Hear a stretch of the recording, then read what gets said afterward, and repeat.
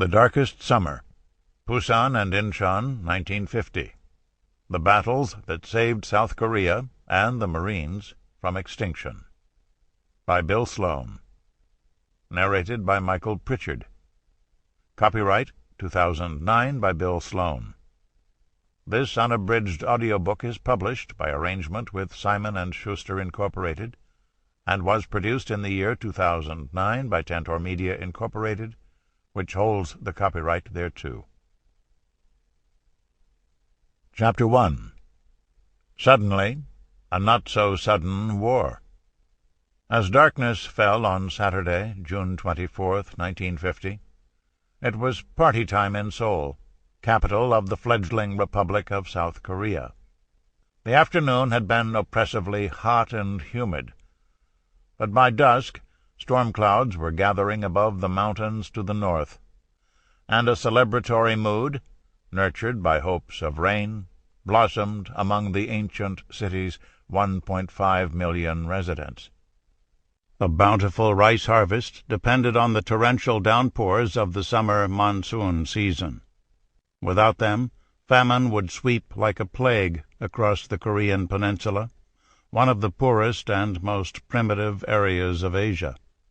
The spring had been unseasonably dry, but now it appeared certain that the indispensable rains were on their way. In anticipation, Republic of Korea, ROK, Army Headquarters, had authorized 15-day leaves for thousands of enlisted men to allow them to help their families in the rice paddies.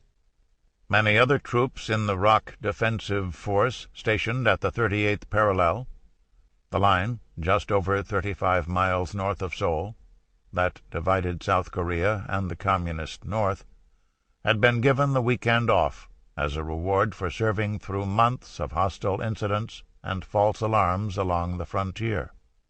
These were comforting, perhaps necessary, gestures toward the troops, but their effect was to leave fewer than a third of the 38,000-man ROK force assigned to border defense on duty at the parallel.